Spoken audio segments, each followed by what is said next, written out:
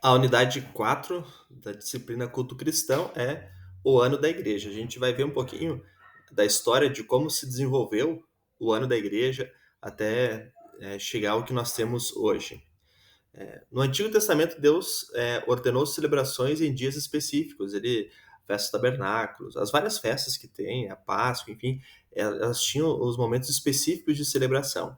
E no Novo Testamento, os cristãos, inspirados nessas festas do Antigo Testamento, começaram também celebrar algumas datas bastante significativas na história da salvação.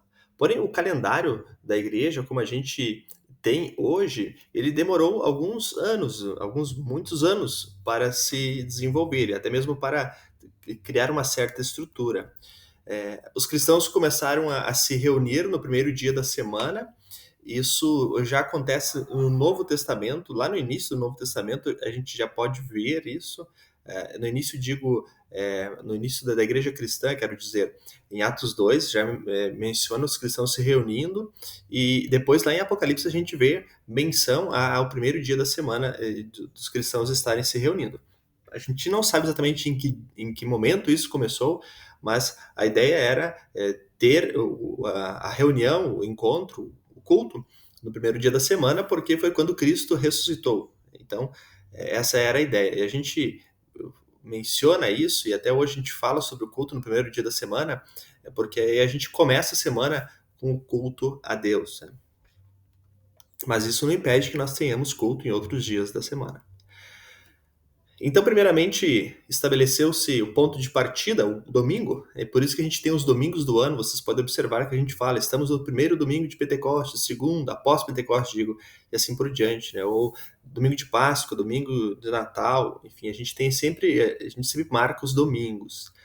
E o desenvolvimento do tempo da Páscoa, este foi o primeiro período do ano da igreja que foi estabelecido. O Concílio de Nicéia definiu o dia da Páscoa, que varia a cada ano conforme a lua. Então, o domingo de Páscoa, ele é o primeiro domingo após a primeira lua cheia, depois do dia 21 de março. Então, depois que começa o nosso outono, para eles lá era primavera. Então, quando começa, a partir dali, quando der a primeira lua cheia, no domingo seguinte é o domingo de Páscoa. E a partir dele, se define todos os outros dias que estão em volta dele. A partir do domingo de Páscoa, a gente volta a 40 dias, sem contar os domingos, e aí nós chegamos na Quaresma. E antes do domingo de Páscoa tem a Semana Santa. Né? E lembre-se que o período de Quaresma são 40 dias sem contar o domingo, porque domingo é dia de celebrar a ressurreição de Cristo. Não importa qual domingo do ano, é sempre celebração da ressurreição de Cristo. Então, 40 dias, sem contar os domingos, é a Quaresma. E 40 dias após a Páscoa, nós temos a Ascensão, e mais 10 dias, Pentecostes, que somam um total de 50 dias após a Páscoa, temos o Pentecostes. Então, com a Páscoa no centro, se determina todos estes outros dias. Então, nos 3 primeiros séculos da igreja, parece que isso aí era o calendário que existia da igreja. Esse era o ano da igreja, e acrescido de alguns dias de mártires. Depois, o desenvolvimento do tempo de Natal. Isso aqui não está na apostila que eu escrevi aqui, o Hipólito de Roma, em seu comentário do livro de Daniel, escrito provavelmente no ano 204 depois de Cristo. Ele menciona o Natal. Eu esqueci de escrever isso ali, né? Mas ele menciona que Jesus nasceu dia 25 de dezembro. Ele até fala que é uma quarta-feira que Jesus nasceu. Né? A gente não faz ideia de onde que ele tirou essa informação. Mas também existem muitos debates sobre a autenticidade desse trecho do livro. Alguns dizem que isso foi um acréscimo feito posteriormente. Não sabemos. Né? E é muito contestado essa parte porque não há nenhum outro documento que fale sobre isso. O primeiro documento que é confiável, que menciona a data do dia 25 de dezembro como celebração do Natal, ele foi publicado somente no ano 354. Então fica difícil da gente saber exatamente quando é que passou a haver a celebração do dia 25 de dezembro. Nos últimos anos, aí, depois da tradução do livro de Hipólito de Roma, então começou a se falar muito sobre a idade da celebração do Natal, né, que é mais antiga do que se imaginava. Porém, como já mencionei, existem muitos debates sobre se essa parte do livro é autêntica ou não. Talvez tenha sido um acréscimo, não sabemos. Bem, então, com ao estabelecer o Natal, o dia do Natal, aí conta 40 dias antes, temos o Advento, e aí depois tem a Epifania. Ah, talvez a Epifania já era celebrada antes dessa definição do Natal, né? A Epifania ela tem uma data fixa, dia 6 de janeiro, e talvez ela já existia a celebração da Epifania. Mas na apostila diz que a Epifania ela surge a partir do Natal, né? Mas o próprio livro que o professor cita, Introdução ao Culto Cristão, eu acho que é White, sobrenome do autor, ele menciona a Epifania já antes, me parece, antes do Natal, antes de ter essa data do Natal.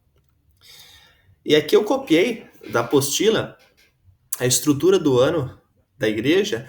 Temos 3 ciclos que a gente chama, o ciclo do Natal, o tempo do Natal, que é o início do ano da igreja. A gente começa ali no finalzinho de novembro. Raramente a gente começa o primeiro domingo do ano em dezembro, mas normalmente no último domingo de novembro.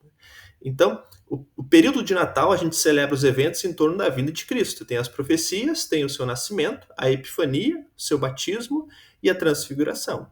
São esses momentos específicos que são bastante lembrados neste período. Então, as profecias da vinda de Cristo estão ali nos domingos do Advento, no Advento. O nascimento, obviamente, é o dia 25. Quando a gente tem o culto de Natal, não importa qual dia, normalmente a gente usa os textos do domingo do dia 25, né? Mesmo que seja no dia 23 ou no dia 24, a gente normalmente usa as leituras do nascimento. Aí temos a Epifania no dia 6, temos o batismo do Senhor e aí depois a transfiguração. Segundo ciclo de Páscoa, o tempo da Páscoa, aí nós temos tudo que está em volta da paixão de Cristo e a ressurreição dele. Aí nós temos o período da Quaresma, a Semana Santa, Páscoa, Ascensão e o Domingo de Pentecostes.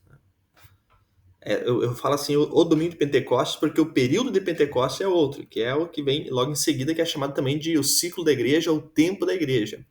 Aí nós celebramos o ministério e os ensinos de Cristo. Esta é a época após Pentecostes.